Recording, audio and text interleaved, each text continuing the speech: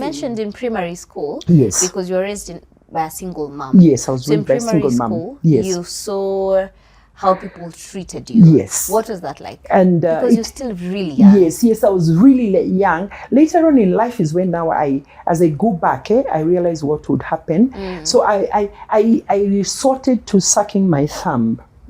Okay. Yes. So every time I see it. How is that related? Yes, every time it's getting comfort because you're in a very abusive environment. Yeah. The mother is abusive, verbally and physically. Okay. The absentee father, yes. So you develop father wounds, and you also develop mother wounds. Okay. Okay. Yes, you develop father wounds, and children do not realize that they're developing those father wounds and mother wounds. Okay. Yes, later on in life is when I realized. Okay. Yes, and it got to a point even with my children. Sometimes I call them and I tell them I'm so sorry. You know. Yes. If parents nowadays apologize. Hello. We do when parents come to a realization that they could have inflicted pain and abuse on their child. Yeah. Yes. I hear you. Yes. My mom could be watching. She's a loving mother, I promise. Before. But it's not until I got to the point to realize that I had childhood wounds. Yes. Okay. That I began to heal. It's been a journey. About 3-4 years I'm still healing. Okay. Then I'm able now to heal also my children. Okay. Yes. So in primary school, that is what would happen. And in school now, because sometimes my mother eventually took my father to court. It was that bad? Yes, it was that bad. My mother was a secretary. She used to work at the High Court of Kenya, so she knew. So my father used to pay alimony, and then he would make us go and farm his land. I hate farming. He would make us go and farm his land. Yeah. So that he pays school fees for us. And he would tell my mother that. He would tell my mother, rest in peace, Dad. So he would tell my mother that, okay? That if they don't come... Yes, and you see, this is what parents do. Yeah. Yes, this is what parents do. Parents who make their children work for their fees. It's really unfair. It's very unfair. Yes, because there is no child who chose to be born in that. Yes, to be born in that family. Okay, to be born in that family. Okay. So that was how high school was. So we'd spend time with my father, then spend time with sometimes spend time with would live with my mother. So once in a while we'd go for the weekend. Yeah. My father was a teacher. He was living at Nairobi school, so we'd go to Nairobi school and then stay come with back him. to mom. Yes, and then come back to mom. Okay. But I thank God for my mom. She kept drumming it in us that it's only education that would change our lives. Yes. She would tell us, ukisoma utapata kazi mzuri. Okay. Yeah, I know you will tell me, siku hizi ukisoma utapata kazi. But she would tell us, ukisoma utapata kazi mzuri. Siku siwezi kupromise. Yes, you can't promise. Study. Yes, you study. Just study. Yes, to give you more knowledge and exposure. Okay. So that was primary school. So that was primary school. Yes, then you get into high school. Yes, then I went into high school. You're saying that I didn't suspend you in high school. I was suspended, sweetheart. Yes, because now I also now. Ilikuwa payback. Because we were 5, by the way. Yes. 4 of them are suspended. Yes. I don't know what you agreed with my dad, but my dad told me, okay, you won't go home, but I'll leave you here with your principal. I was like, okay, good. I'm done. Yes. What happened is that when children grow in environments where they are not nurtured, in high school, they are with their peers. They have a split personality. Yes, children at home in environments that are not very healthy, and children in school where there's a completely different environment. After 4 o'clock, they are on their own, are 2 different characters. Audio Jungle.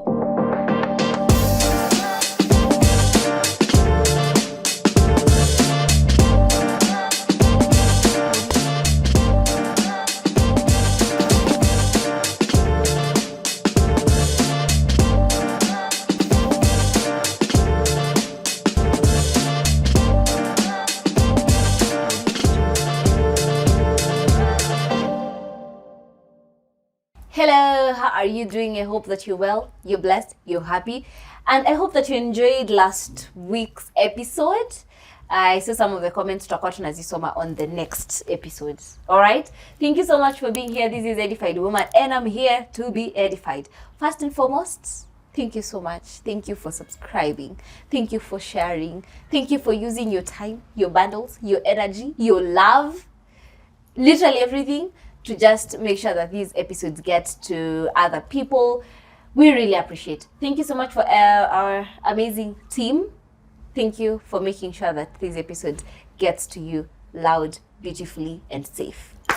Now, before we get into today's episode, which is really amazing, let me just shout out Fancy Apartments. This is where we are shooting from, and it's here in Naka, in Nakuru. So if you're around Nakuru, this is the place to be. If you're in Nairobi, if you're in Uganda, if you're in the USA, wherever you're watching us from, ukikuja Nakuru, Fancy Apartments is the place to be. Very comfortable, very serene. This is where you come with your family, with your person, if you're married, with your team members. This is where you just come and enjoy, come and connect with God, come and build your friendships. Mkuje mcheze cards, mpige pamoja, mpige story. This is home. Yani, this is home away from home. All right? Before I go into the topic of discussion, we have our mugs. If you've not bought your mug, surely you don't want to enjoy this beauty in your house, get the mugs through our numbers. WhatsApp us. Our numbers are down here. Of course, that's 011 29 00 940. WhatsApp us, and we'll be sending you these amazing mugs, and of course, all the other types of mugs that are here. Advertise with us so that your business will get to your clients. All right? That said and done. Today, I am on this amazing coach with my principal from high school, guys. I'm not even sure if I'm supposed to be. Should I be hosting? Is it okay? Can I sit? Can I start? Yes. No. Sit down, my sweet girl. Yes, please. Yes. How are you? I'm well. Oh, thank you so much for coming. Asante sana. And you look amazing. Thank you. You too. Oh, you wow. Too. Asante. Now, yes. Today we're talking about healing your inner child. And we'll be starting from way before. But I'm so excited to be having Madam Judith Gathua. Yes. Gathua is your husband. Yes, my husband. Yes. Not just as sisi tulizoea kuita Madam Gathua. Yes. So Judith was once in a while. Yes. Same when you tunaandika apology letter. When you sign. Yeah, when you sign, you have to write Madam Judith Gathua. In full. And stuff like that. In full. So thank you so much for being here. Yes. I'm so excited to be having this conversation with you on a casual platform. I know. Because otherwise, ningekuwa nimekuja na letters nimesign. Please introduce yourself as your camera. Thank you. First of all, let me take this opportunity. I'm proud of you. Thank you. I want to say that. Asante I'm so proud of you, this far that you have come. And I want to believe God that He's setting a larger platform for you. Amen. You are always bubbly, full of life. Thank you. Thank you for what you're doing. Thank you so much. For reaching out to young people, to especially the Edified Woman. Yes, the Edified Woman. I'm proud of this. I always told you you'd be a woman of substance. Yes. I'm a prophet, as you can see. Yes, sir. Yes. Thank you so much, even for inviting me for this show. I've known you since you were little. You were 13. Yes, in Form 1 you were 13. Yes, you must have been 13 years old. Or 12. Or 14. No. I was actually 15. You were actually 15. Oh, okay. Not you guys counting my years now. Let's just say I was some years there. Yes, she was some years there. And I'm glad, yes, that we went through high school and made it. So you're a testimony to young girls that they can make it through high school and they can follow their dreams. Yes. So thank you so much for following your dream. Thank you. Yes, as she has said, I am her teacher, her mother, her friend. She'll soon become a confidant. Yes, please. Her cheerleader. I'm cheering her to her great heights. Your role model. Yes. Sit up with your back straight. Yes, walk with your back straight. I'll tell you guys about it. Yes, we'll go to that. Because so thank you, Rachel. I can't Racheal, try and make mistakes here. For this far that you have come and for giving me the opportunity. As she has said, my name, I prefer calling myself on social media Akinyi Gathua. Yes, it's a cross-cultural marriage. Sometimes in political circles we call it handshake. Yes, it's a handshake marriage. Yes, a handshake marriage. We've been together, I think, now 38 years. So marriage works. I want to tell young people, marriage works, and it is possible to get married, stay married. Okay. The tribe of your husband or your wife doesn't matter. Yes. Amazing. Yes. And it's really good that you've started from there. Yes, please. Because we had an episode last week with our amazing, beautiful Faye. Yes. And we were talking about marriage as part of the discussion that we had, which was really wholesome. Yes. But we mentioned about marriage. Yes. And we were saying that in this generation that you're in, we have a lot of Gen Zs feeling like, I don't want to get married anymore. Now, unfortunately, what has happened to your time and your generation, there's too much external influence on social media that has given marriage a picture that it's not. My take is this, that marriage is like any other relationship. With your brother and your sister, with your parents, with your maybe grandparents. So every relationship has its challenges. Every relationship needs work. Work. And it's a choice that people need to make, because you young people choose to run after a career. So it's possible also to choose to stay in a marriage. I hear you. Yes. I hear it's you. just choices that we make, and because of peer pressure and external influence, if one has not developed strength of character, then they give up on their marriages very easily. Okay. Yes. So this is going to be a really power-packed conversation. Imagine you're just starting out now. Yes. Let's start from high school. We go back. We'll go back. But from high school, I've always known you as a lady who knows what you want.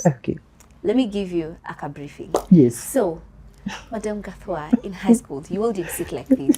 Because what's going on with you used to be like, put your back straight. Yes. Walk straight. Yes. That is what confidence looks like. Yes. And I remember there's one time you put me as a prefect and then removed me after like a week. Yes. Or not? Yeah. You told me, you can't, you need to go back to and study. Just study. So now looking at it, is that you knew what you wanted. Yes. How do you grow into that? And now it's a journey that our social, let me call it our socialization process in the African society plays down the place of the girl child. We've seen in the past few years, there's been a lot of emphasis on growing the girl child. Now, the place where the girl child is grown is either home or school. The growing begins at home. Where the woman is made is either at home or in school. Now, unfortunately, because of let me say the economic and socio-economic environment in our nation and in most African homes, you realize that the girl child is overlooked. And the boy child is given, it's African, it is African. We are patriarchal, a patriarchal society. So the boy child is given preference over the girl child. And in the process, the girl child diminishes herself. For sure. Yes, diminishes herself, and she doesn't rise to her potential. And you see, the moment a girl begins to diminish herself, then lack of self-worth, begins to grow. So we need to help the girl realize that she's fearfully and wonderfully made, and that God has a plan for her life. And she has the potential to become the person that she wants to be. We've just mentioned Carol Carey. Me placing you here shamelessly. But I absolutely love you. She was my classmates. We were in the same class. She's now a reverend. At my age, she's now a reverend. Pastoring a church in Nairobi. Shout out to you. Now, Carol always tells us that you instilled the leadership in her. Because Carol is a leader. She is. She is a leader. Right from high school. She kept saying, I know what I want. And she says that up to now that she's a reverend, she says that the leadership, as much as she was from, and one day we're going to have her on this show, but she says that from high school, she got that. She got the leadership skills. So what you're saying, I absolutely relate it with her, is that while you're in high school, it's very easy for you to either break or grow or make, which is really beautiful. Shida tu ni ulinipea, karibu unipe suspension nikiwa high school. Surely. You know, right now I can now question. Now, let me say this also from home. Yeah. You see, children are made at home. And when they come to school, we emphasize what has been made at home by the parent. Why I did not suspend you is that your parents must have made you. Because there are some that come to high school and because they have not been made, then we are forced to make them, bringing the parent on board to make them. But once your parents have made you at home, when you come to school, it's very easy for the teacher. What the teacher does is just, what we used to tell you, mwalimu anakutoa giza, anakuwekea nuru. So that's what the teacher does, ni kukuongeza tu nuru, and you're able to go. And mothers are teachers. Mothers are inherently teachers. Who teaches the first child the first words she speaks? Okay. Yeah, it's the mother. A lot of sense. Yes, who teaches the child how to walk? It's the mother. Who teaches the child how to take care of themselves? It's the mother. So every mom is inherently a teacher. Yes, every mom is inherently. Every time I think about when I was almost going for that aspect, nani kwa sababu ya mkate, guys? Yes. Bread. Yes. Bread. 60 bob. Bread 65. 65. Bread is 65. Yes. Almost karibu ifanye nywele as punishment. Yes. What was that? Yes. But thank you. That was really amazing. Yes. Now let's go back to you. Okay. To Judith as a girl. Okay. Where was home? How were you brought up? Okay. Thank you. As I was sitting and thinking about this show, the education system in Kenya has made us break our life in phases. Okay? I don't know if that's the natural path of life, that our lives are in phases. Yes. Okay. Yes. I get you. Yes. So before you go to kindergarten or nursery school, you're like a small, we call you a toddler. Then now you go into nursery school, then you go into primary school, high school, college, and then now you hit the job market. So our lives are in phases. And I think through I didn't know that until I'm much older, that my life was going through phases. Yes, I'm married, mother of 3 adults. And my daughter got married now, 4 adults and 4 grandchildren. Yes, I'm married to Mwangi Gathua. I met him in first year, first sem, first month. My mother asked me, does somebody college na nikaona guy. And my mother asked me, does somebody get married to her first boyfriend? That was your first boyfriend? No, in university. Yes, in university. University. And by the time I was leaving, I wasn't born again then. So by the time I was leaving 3rd year, I was already pregnant with my firstborn. Yes, with my firstborn. So I'm Nairobi born, Nairobi bred. I keep telling people, me ni mtoto wa stima, na tamak, na maji ya tap. Okay, so I'm Nairobi born. I'm Nairobi bred. I come, and now is when I realize what my childhood did to me as I grew older. I come from a polygamous home. Yes, my father had 3 wives. My mother was the first wife. They separated when I was, I think, in like 6 years old. I may not remember that much. And my mother brought us up single-handedly as a single parent. In primary school, it affected me so much. And I'm now speaking to the people who handle children of single parents. No child chooses to be born to a single parent. So that had its own effects on me that maybe I'll talk about later. Yes, there's stigmatization, there's ostracization, being rejected by other people in society, and people just look down upon you because you've come from that background. We were 5 children. I went to City Primary School. Then in high school, I went to Pangani Girls. Then in A-level. Kept telling us that. I was like, this is no Pangani Girls. This is Joro Girls. Relax. Hello. Then A-levels, I went to Luak in Nyanza. And then I went to KU, and I was done. But in my primary school, I went to school with Indians. A lot of Indians then, and a few Wazungus then, and it opened my mind. Sometimes when I look back and realize I got married to somebody who was not of my tribe, I think the seeds were planted then. Yes. So the seeds that germinate in children's life are planted in childhood. So it's very, very important for parents to be intentional in parenting. Yes, in parenting. Now, when I look back at my life, I've been very intentional with my children also. That it's intentional that parents monitor the growth of their children. I'm talking to young mothers, especially young mothers. Your generation of mothers, sometimes they get too busy and they're not intentional with the bringing up of their children. So I grew up in a single parent home, but my grandparents were very supportive, very supportive. You lived with them? We would visit during the holidays. My mother would send us to go and visit with them. Now, because of the circumstances that my mother was bringing up us in, she became very toxic. Yes, I grew up in a very toxic environment. My mother was very abusive, verbally, physically, very abusive. Yes. I didn't realize those things were affecting me until I went to high school. I'll tell you my high school story. Yes, so I'm still talking to parents that when parents don't heal, then they hurt their children. Yes. Which is really sad. Yes. Hurt people. Hurt other people. Because my mother also came from a background that was also verbally and physically abusive.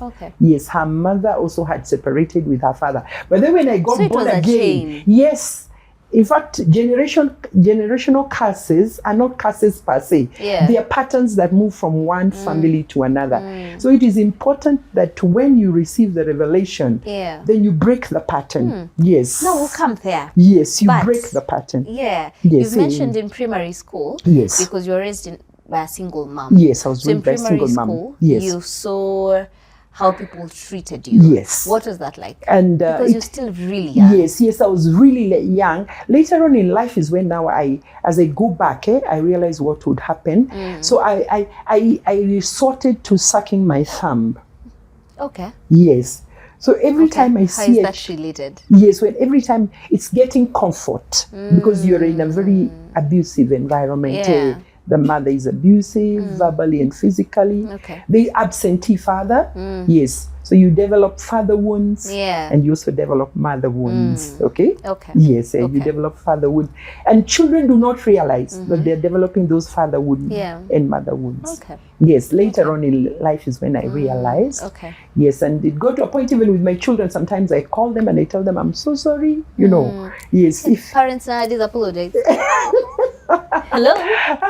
We do when parents come to a realization that they could have inflicted pain and abuse on their child. Yes. I hear you. Yes. My mom could be watching. She's a loving mother, I promise. Before. But it's not until I got to the point to realize that I had childhood wounds. Yes. That I began to heal. It's been a journey. About 3-4 years, I'm still healing. Then I'm able now to heal also my children. Yes. So in primary school, that is what would happen. And in school now, because sometimes my mother eventually took my father to court. It was that bad? Yes, it was that bad. My mother was a secretary. She used to work at the High Court of Kenya, so she knew. So my father used to pay alimony, and then he would make us go and farm his land. I hate farming. He would make us go and farm his land. So that he pays school fees for us. And he would tell my mother that. He would tell my mother, rest in peace, Dad. So he would tell my mother that, that if they don't come... Yes, and you see, this is what parents do. Yes, this is what parents do. Parents who make their children work for their fees. It's really unfair. It's very unfair. Yes, because there is no child who chose to be born in that. Yes, to be born in that family. To be born in that family. So that was how high school was. So we'd spend time with my father, then spend time with would live with my mother. So once in a while we'd go for the weekend. My father was a teacher. He was living at Nairobi school, so we'd go to Nairobi school and then stay come with back him. to mom. Yes, and then come back to mom. But I thank God for my mom. She kept drumming it in us that it's only education that would change our lives. Yes. She would tell us, ukisoma utapata kazi mzuri. Okay. Yeah, I know you will tell me, Yeah. siku hizi ukisoma utapata kazi. But she would tell us, ukisoma utapata kazi mzuri. Siku hizi siwezi kupromise. Yes, you can't promise. Just study. Yes, Yeah. just study. Just study. It's Yes, important. to give you more knowledge Yeah. and exposure. Okay. So that was primary school. So that was primary school. Yes, then you get into high school. Yes, then I went into high school. You're saying that I didn't suspend you in high school. I was suspended, sweetheart. Yes, because now I also now. Honey, ilikuwa payback. Because we were 5, by the way. Yes. 4 of them were suspended. Yes. I don't know what you agreed with my dad, but my dad told me, okay, you won't go home, but I'll leave you here with your principal. I was like, Okay. Good. I'm done. Yes.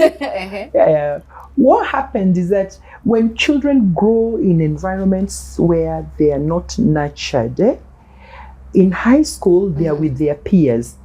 They have a split personality. Yes, children at home in environments that are not very healthy, and children in school where there's a completely different environment. After 4 o'clock, they are on their own, are 2 different characters. Yes. Tell us about it. 2 different people. Now, because I had the freedom of expression in school, my parents are not there, nobody is bullying me, nobody is harassing me. My true self, I'm an extrovert, sanguine. Yes. So my true self came out. And because I was rebelling against authority in high school, I can't remember what the strike was about. But then I led. No, see, to strike. I led a strike. You led. Yes, I led. Strike. Yes, I did. Yes. Okay. And you don't even remember why? No, I don't even remember why. And then when I look back, I keep wondering, why did I even do that? But you see, because I did not have a healthy environment at school, And you see, teachers have a big challenge because the population is large. They may not be able to follow after every child. So when I was suspended, my father came for me, and he whipped me properly. He really, really, really worked on me, and he had wanted me to go home, Mashamba, to go and we grow cotton where I come from, but my mother refused. So then I went into A-levels, I finished. In A-levels, I was very cheeky. In fact, I remember asking you people in high school, what clubs do you think I belong to? Yeah. Drama, music, hockey. I was just the extrovert in school. Yes, in school. And I remember my high school teacher telling me, and that was a turning point. So also teachers and parents, the words that we speak over the lives of our children take seed and they germinate. So one of my teachers told me, you'll never go to university. That was my turning point. I went and read. So when I came back with the results, he told me, I always knew you would go. And he laughed. Really? But you said I wouldn't go. What do you mean? Yes. And he laughed. So that's the way my high school was. But now I realized that formed me into the person that I was. I was very tough on you people in high school. Now I'm not. You were. Now I'm not. Before we even get to you going to campus, while you were in high school, because we can tell that you are really firm. And you know what you want. Were you like that in high school? Because you said you were still extroverted. Yes, I was. You were still very firm? Very, very firm. Did that I was come a from... leader, even in high school. Yes. Did that come from how you were raised up? Yes. How did that impact what you looked like in high school? I'll also say, I think I'll say my mother also did a good job in the circumstances. Yes, because she was very, very firm with us. I think she also wanted us to run away from her past and to run away from our past. So she was very, very firm with us. She got us to do things. My mother, you either did it excellently or not. Like, we went to high school and she gave us white towels, white underwear. She gave us white bed sheets. So you see, you needed to work with that spirit of excellence. So I grew that in high school. You either do it or don't do it well. So it's a good thing when you're firm with your children and you discipline them. But now the challenge is, the thin line between discipline and abuse. Yes, that's the delicate line. For parents, for teachers, the delicate line. Of course, we know the Bible says that train up a child Do not spare the rod. Cane your child that you may save his soul from destruction. Yeah. Yes, so that thin line is very delicate, and you can cross the boundaries. Boundary, yes. In, out. So how do you make sure you don't cross the boundary? With the generation, your generation, and the generation of my children and my grandchildren, all talk, sweetheart. Yes, just talk. Okay. Conversations. Yes, conversations, right. Like what we are having. I hear you. Yes, set boundaries. Yeah. If they are crossed, let them be. Let there be consequences. Okay. Yes, for crossing the boundaries. All right. Yes. Now you're going to campus. Yes. And before you started, you told us that you got married to your first boyfriend who you met the first month you got into campus. Yes. And now I'm wondering, yes. you've grown from a broken family. Yes. Doesn't that taint your picture of relationships and marriages? Doesn't that make you feel like mistake relationships niko tu sawa? I think I ran into the arms of the first man who offered me comfort and love. Yes. Okay. What was that like?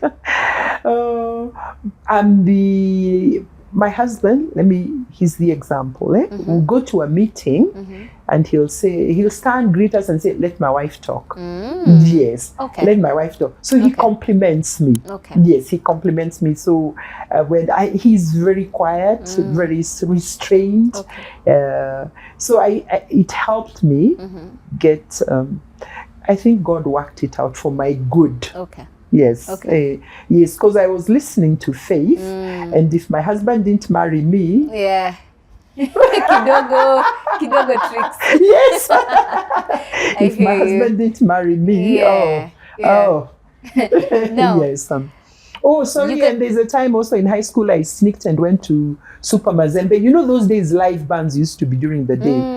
Yes. Yeah. And I sneaked and went to for live music. Live band. Yes. Surely. Yes, surely, Martin. Yes. And why were you so hard on us? Yes, I didn't even allow you. I think I was also running away from my past. Yeah. And I didn't want you to go through my past. We'll be talking about that because you need to heal. Yes, I need people need to heal. Now. Yes, dear. Let's talk about, you've got into campus. Yes. Ulifanya course gani? Teaching. B.Ed education, English and literature. Okay. Yes, those are the courses I did. You get into campus. Yes. What was that like before you met your man and decided that we are here to get married? You'll study when you need to? Well, I used to play basketball and netball in high school. Yeah. So we met on the court. He was playing basketball. Okay. So we met on the court and I thought he was very handsome. He was tall, brown and handsome, not dark. Okay. Yes, he's tall, brown and handsome. Now my only challenge was that he was from Mount Kenya and I come from Nyanza. Yeah. Okay. Yeah. In fact, I remember when I went to tell my dad that I'm getting married, it's not even me, I didn't have the courage, sorry. I sent my sister, go and tell dad I'm getting married. So already I'm with this guy and third year, by the time I was leaving, I already had my firstborn. Okay. Yes, when my sister went, my dad didn't talk for 2 months about it. He just kept quiet? Yes, he just kept quiet. At this point, you already have your baby? No, not yet, not yet. He just kept quiet. My husband was already telling me that we need to go and visit your people. So eventually At second year? Yes, at second year. So eventually they went and visited. Yes, they went and visited. And there was a big culture clash. Let me just get this. Let me just try and understand. Yes. Campus? Yes. You know, I'm thinking about this because my sister, ako campus, yes, second year. Yes. So you can imagine her telling me, yes, she's getting married. I'm getting married. We watch mchezo bana, ebu study. And it's the same thing I used to tell to you people. Yeah. Yes, this is the same thing I used to tell you people. So why do you feel like it was different then? Very few of us got married at campus.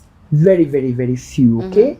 And even if we got married at campus, we didn't move into the boys' cubicle, which you people are doing. Yep. We were not actually campus wives, okay? You stayed in your room, he stayed in his room, until you did the decent thing, of course you're already pregnant, of asking him to go and let your parents know. Okay. Yes. Makes times sense. were different. Makes sense. Yes, Right. times were different I then. hear And I don't know if you young people now get married because of economies of scale. So you come and kujaribu who survive the challenges, the financial challenges. Yes. It's hard, mommy. Yes, I think so. I'm very empathic. That's why we're getting married. Yes, I'm yeah, empathic. that's a whole discussion there. Yes, I'm empathic about that. Yes. That's a whole discussion. And then people always thought, because he was a third year, and he left me pregnant.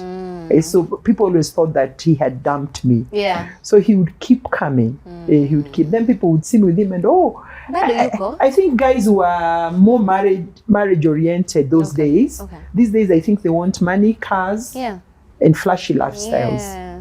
And good offices. In good offices. Yeah, good jobs. Yes. Planes here and there. Yes. Once in a while. But fine. Yeah. So you're now in campus. Yes. And you've mentioned that your dad is late. Yes. Sorry about that. Yes. He is late. At this point, yes. Do you ever sit and think that I was raised in a broken family, I'm now getting married while I'm still in campus? Okay. Did that in any way shape what your life would turn out to be? As I had told you earlier, when I met my husband, I must have been running from my past, running away from the abuse at home, from both my dad, not so much, but also from my mom. I was running away from that abuse. Then I wasn't thinking through. Yes, to be very sincere, I wasn't thinking through the decisions I made then. Yes, but as I look back, I think God's hand was in it, because those decisions helped me settle in marriage. Yes, and in life. So did you settle immediately after campus? No, my sweetheart, I left campus to my husband's house. You know, the things I used to tell you. So you didn't go back home? I didn't go back home. What do you mean? With my Godoro, imagine. And you went to your husband's home? Yes, I went to my husband. He was teaching. So you were saying in school. So no, I didn't go to his home, sorry. I went to the posting where I had been posted. Yeah. But he came and joined me. So you got married immediately? Yes. So it's like I just went and got married from campus. Yeah. Yeah, because I didn't go back home. Okay. Yes. Was it what you thought it would be like? Was marriage as beautiful and flashy as you thought it would look like? I think I immediately got children and nikaanza kulea. I never understood marriage, I think, until my last born. Because you've actually lived really beautifully. Yes. And you'll be talking about that. Yes. You've lived so beautifully after. Ni kama ulimaliza kulea and then you said, now this is now a time to enjoy marriage. Yes, now I'm here. Yes. So at what point did you realize that your inner child is hurt and you're doing some things out of your experiences and out of heart? Okay. Much later in life. Much later in life. As I grew up, I think even after campus and when I began working, there was so much hurt and wound in me that I would project on people. So much. I would project on people. Even as a teacher, I would project. It's much later in life. Yes, much later. Now I project. You think back? Yes, I think back and I realized that was just projection, because hurt people. Yes. Okay. So give us an example. Know that you know. Okay. Tell us what are some of the things that you did, because probably there's someone who's doing that now. Yes. And they don't need to know. Yeah, they don't know that they're doing it because. Oh, okay. Any outburst of anger, that is not controlled, any physical abuse, even caning of a child, is usually a projection. Any situation where you're not willing to bend over and make room for people and accommodate people. Anytime you're anytime you've started being very personal. Yes, anytime you're not willing to compromise and listen empathically and embrace people empathically, you're wounded. Now I know. Now I know. And especially if you're handling people who trigger your heart. When you're handling people who are not triggering your heart, you operate in your full potential. But anytime you are handling people who are not, who trigger your heart, yes, then you project. Yes. we're going there. Yes. But before we get into when you now actively and intentionally started working on yourself, you went through grief. Yes, I did. Yes. What was that like? Yes. Now, grief makes you numb. Okay? Grief makes you numb because, let me say, through high school, if when I got into trouble, you see, once you receive the consequences of the trouble and you're on your own, you would grieve over the mistakes you have made. Yeah. But without the knowledge to know that you can walk out of the grief, it becomes a bondage. Yes, it becomes a bondage. And you find many people who have not processed the grief that have come with poor choices. Yes, poor choices are in a bondage that they need to break through from. Yes. Have you ever gone through therapy? Strangely enough, I've walked through therapy myself. And then right now there's a wellness coach I'm working with. Yes, and I'm in a group of self-care. Yes, I'm in two groups. Now we'll need to talk about that. I'm in two groups of self-care. So you get Yes. Yeah, sorry, and I'm working with a wellness coach. But however, let me just go back a bit. In 2015, I had a death-threatening situation. I got a bleed in the head. I got a subarachnoid hemorrhage. And it was a result of high blood pressure. Abuse manifests later on in life as an ailment. Childhood abuse and wounds and trauma manifest later on as physical ailments. Now I know. I did not know. Some social scientists, psychoscientists, they say that the state of the mind manifests in the body. Yes. When the Bible says, as a man thinketh, so he is. Yes. Then when I got, I became the parent to my brothers and sisters, the parent child to my brothers and sisters as we were growing up. So I took on a lot of responsibility then. My mother was also absent, my dad was absent. So I think in that there was too much negative energy in me and negative chemicals in me.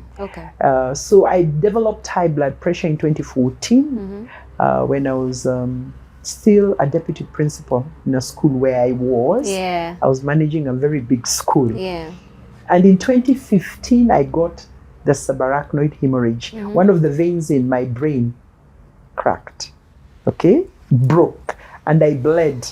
There was 2 liters of blood in my head. 2 liters of blood in my head. That's a story for another day. We will share one day. So what happened when you're just brushing it off, and 2 liters is huge. It's huge. It's huge. Only 5% of people who get subarachnoid hemorrhage survive. So I'm a miracle. Yes, I think God wanted me around longer. So after that, I went on sick leave. So during my sick leave, I would watch a lot of telly. I would watch. At some random day, I had somebody talking about trauma. Childhood trauma and wounds. And everything they kept saying, I say, I think I have that. I think I have that. I think I have that. Yes, I think I have that. That's me. So that's when now I began to heal. I've done a lot of research. I've done a lot of reading. I work with I journal a lot, working on steps on how to heal, and then of course relationships in adulthood also trigger wounds. We'll talk about that. Yes, because relationships in adulthood is something different. Yes, they trigger wounds. And then now they manifest in your relationship. So they will manifest even in my relationship with my husband. I was the type that if I told my husband I want 10,000, if he doesn't give the 10,000, atajua pali atalala. I choose. I choose his. But now, if he tells me, Sina, I tell them, just give me what you have. Yes, I don't even believe I am me. Yeah, you changed. Thank you so much. Thank you for subscribing. Thank you for sharing. Thank you for using your time, your bundles, your energy, your love, literally everything to just make sure that these episodes get to other people. We really appreciate. Thank you so much for our amazing team. Thank you for making sure that this episode gets to you loud, beautifully, and safe. Audio Jungle.